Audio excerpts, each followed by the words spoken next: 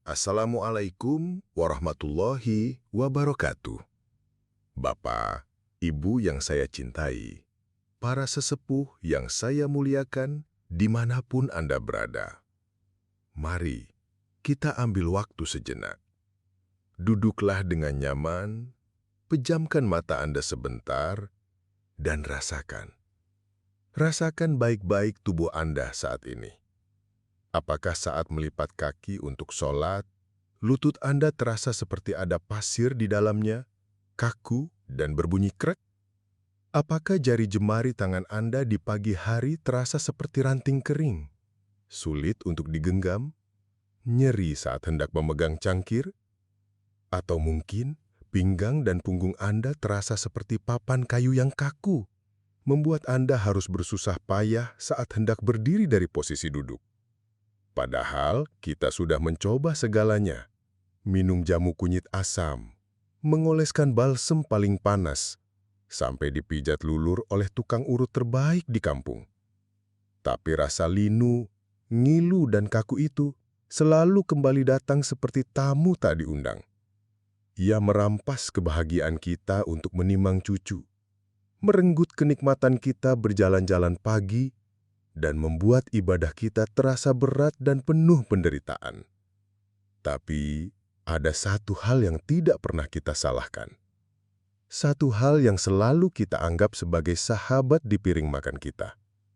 Sebuah sayuran yang lembut, yang lezat, yang kita anggap penuh gizi dan aman bagi tubuh kita yang sudah menua. Sayur terong. Ya, terong ungu yang legit di sayur lodeh, terong hijau di oseng-oseng, atau terong bulat di sambal terasi.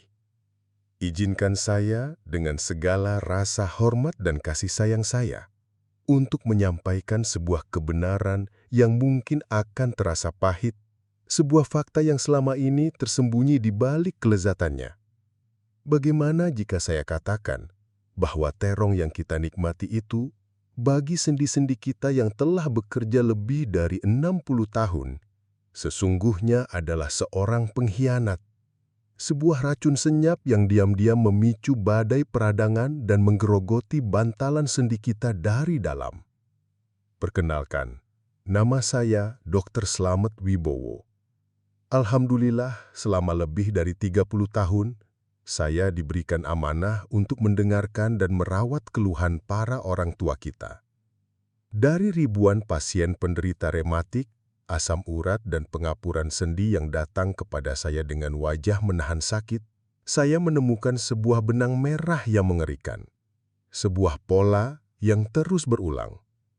Setelah saya gali lebih dalam kebiasaan makan mereka, seringkali saya menemukan satu kesamaan.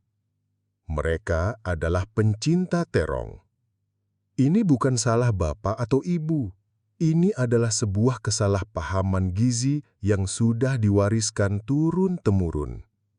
Kita diajarkan semua sayur itu sehat, titik. Keyakinan inilah yang tanpa kita sadari telah membiarkan musuh masuk lewat pintu depan dan berpesta pora di dalam persendian kita. Maka, dalam video yang sangat penting ini, saya akan membongkar tuntas 5 cara licik terong meracuni sendi Anda. Ini bukan untuk menakut-nakuti. Ini adalah surat cinta saya.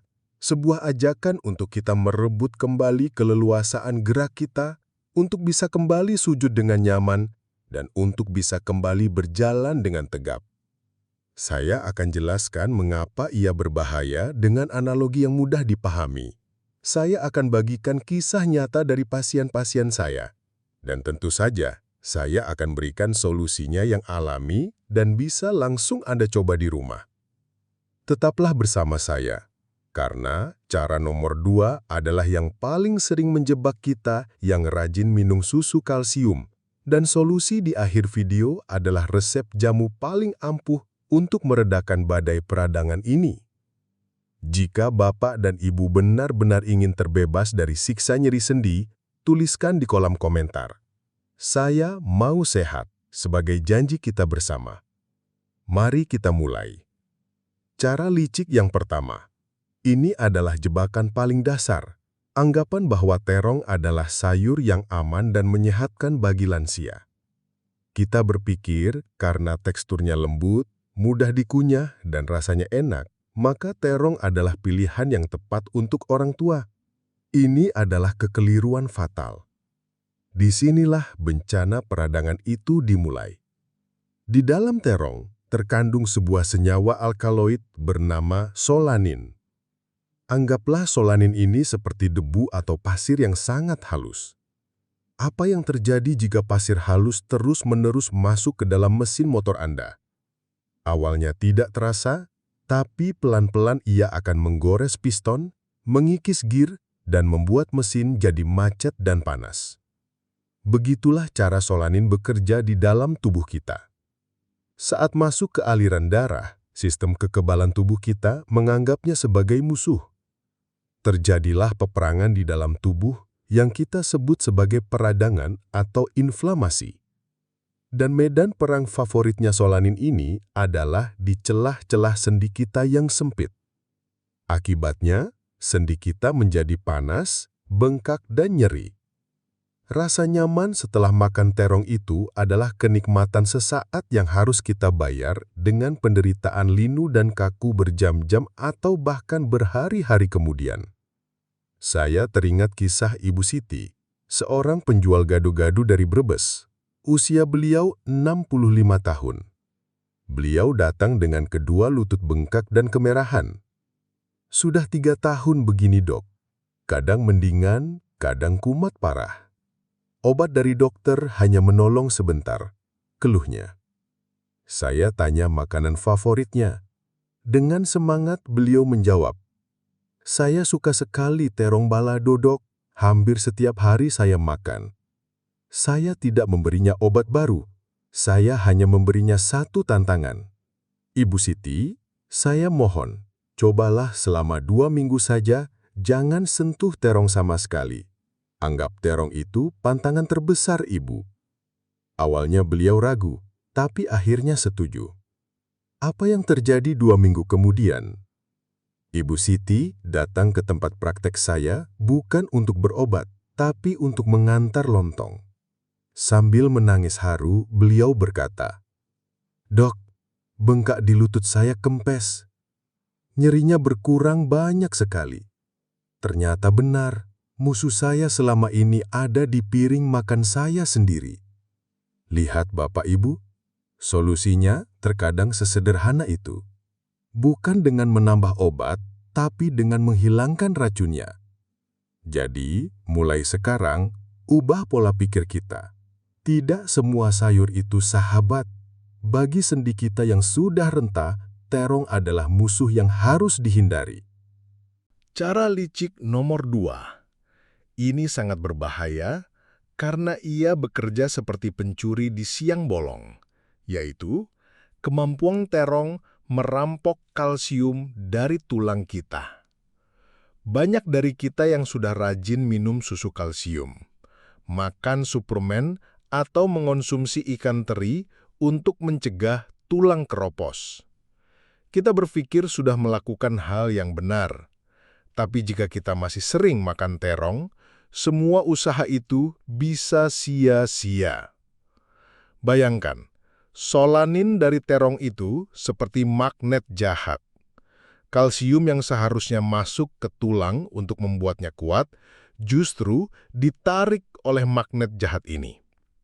Dan yang lebih parah, magnet jahat ini kemudian menempelkan kalsium curian itu di tempat yang salah. Bukan di tulang, tapi di jaringan lunan, seperti di bantalan sendi atau tulang rawan, dan di urat-urat tendon kita. Proses ini disebut kalsifikasi. Akibatnya apa? Bantalan sendi kita yang seharusnya empuk dan lentur seperti spons, pelan-pelan berubah menjadi keras dan kasar seperti batu kapur. Setiap kali kita bergerak, terjadi gesekan kasar antar tulang. Inilah yang kita sebut pengapuran sendi atau osteoartritis.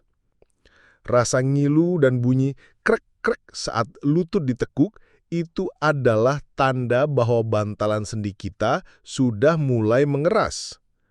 Jadi percuma kita minum susu segelas penuh kalau setelah itu kita makan sayur lodeh dengan terong. Kalsiumnya tidak akan pernah sampai ke tujuan yang benar. Saya punya cerita dari Pak Edi, seorang pensiunan kepala sekolah dari Ciamis, usia 70 tahun. Beliau sangat disiplin menjaga kesehatan, tapi hasil röntgen menunjukkan pengapuran di pinggang dan lututnya semakin parah padahal suplemen kalsiumnya paling mahal. Beliau hampir putus asa. Saat saya tanya, ternyata istri beliau setiap hari memasak tumis terong karena Pak Edi suka sekali. Saya jelaskan analogi magnet jahat ini. Saya bilang, Pak Edi, suplemen Bapak itu bagus, ibarat pupuk terbaik.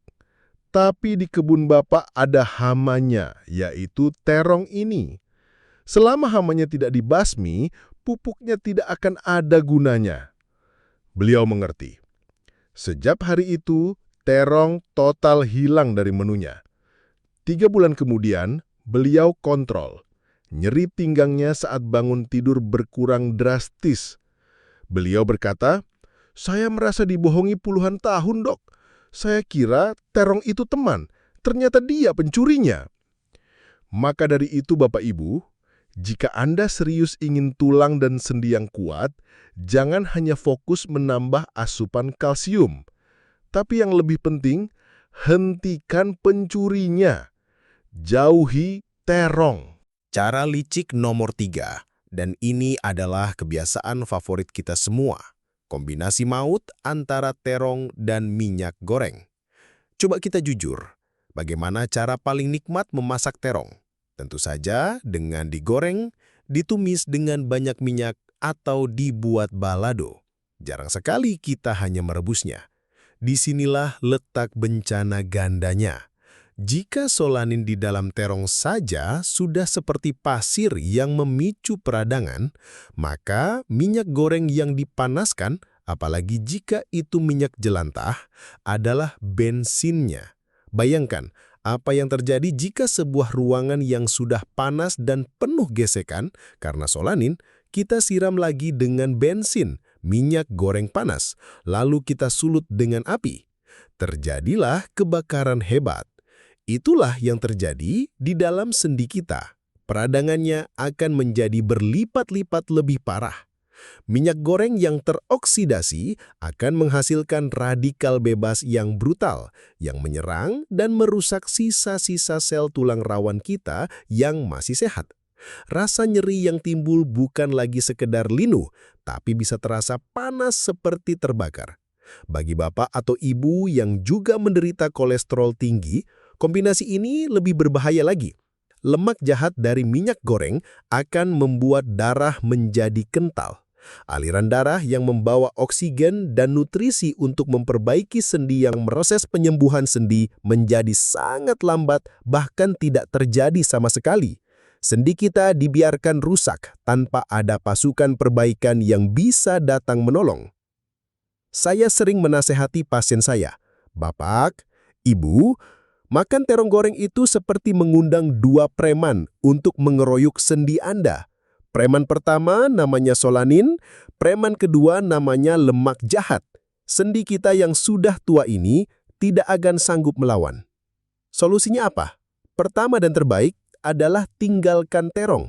Tapi jika Anda benar-benar tidak bisa, setidaknya ubah cara masaknya. Kukus atau rebus. Tapi jujur saja, terong kukus rasanya tidak senikmat terong goreng, bukan? Maka dari itu, pilihan paling bijak adalah dengan menggantinya dengan sayuran lain yang lebih aman, seperti labu siam, oyong, atau wortel yang dikukus atau dibuat sayur bening. Jangan korbankan kesehatan lutut Anda hanya demi kenikmatan sesaat dari terong goreng. Cara licik nomor 4, ini adalah peringatan khusus bagi bapak dan ibu yang memiliki riwayat asam urat, yaitu kemampuan terong menjadi amplifier atau pengeras suara rasa sakit asam urat. Banyak yang salah kaprah, mereka hanya menghindari emping, jeroan, atau bayam. Mereka pikir terong sebagai sayuran itu aman. Padahal, bagi penderita asam urat, terong adalah musuh ganda. Pertama, terong sendiri mengandung purin, zat yang menjadi cikal bakal kristal asam urat meskipun dalam jumlah sedang. Tapi, bukan itu masalah utamanya. Masalah utamanya ada pada sifat peradangan dari solanin yang tadi sudah kita bahas. Bayangkan kristal asam urat yang tajam-tajam itu seperti pecahan kaca atau paku-paku kecil yang sudah ada di dalam sendi Anda. Dalam kondisi normal saja, paku-paku itu sudah menyakitkan. Nah, solanin dari terong bekerja seperti garam yang ditaburkan di atas luka yang sudah tertancap paku-paku itu. Apa yang terjadi? Rasa nyerinya akan menjadi 10 kali lipat lebih hebat. Peradangannya akan meledak-ledak, sendi jempol kaki atau pergelangan tangan Anda akan bengkak besar, merah menyala, dan sakitnya luar biasa, bahkan hanya untuk disentuh selimut. Serangan asam urat yang seharusnya bisa reda dalam 2-3 hari bisa berlangsung lebih dari seminggu jika kita terus-menerus menyiramnya dengan solanin dari terong. Inilah mengapa banyak penderita asam urat yang merasa penyakitnya kambuhan dan sangat sulit disembuhkan. Mereka sudah patuh minum obat penurun asam urat, tapi mereka lupa untuk menghentikan pemicu peradangannya. Saya selalu bilang pada pasien asam urat saya, "Pak, Bu, obat allopurinol itu tugasnya hanya menyapu paku-paku di sendi Bapak. Tapi kalau Bapak tetap makan terong, itu sama saja Bapak menyuruh tukang sapu bekerja sambil terus-terusan menabur garam ke seluruh ruangan. Pekerjaannya tidak akan pernah selesai. Jadi, camkan baik-baik. Bagi Anda pejuang asam urat, masukkan terong ke dalam daftar hitam makanan yang haram hukumnya untuk disentuh, sama seperti jeroan dan emping. Ini tidak bisa ditawar lagi." Cara licik terakhir, nomor 5. Dan ini adalah jebakan psikologis yang paling sering membuat kita kalah, yaitu keyakinan bahwa sedikit saja tidak apa-apa. Kita sering menipu diri sendiri. Cuma sepotong kecil di dalam sayur lodeh tidak akan berpengaruh. Atau cuma mencicipi sambal terong teman, 1 colek saja. Atau cuma hari ini saja di acara hajatan, besok tidak lagi.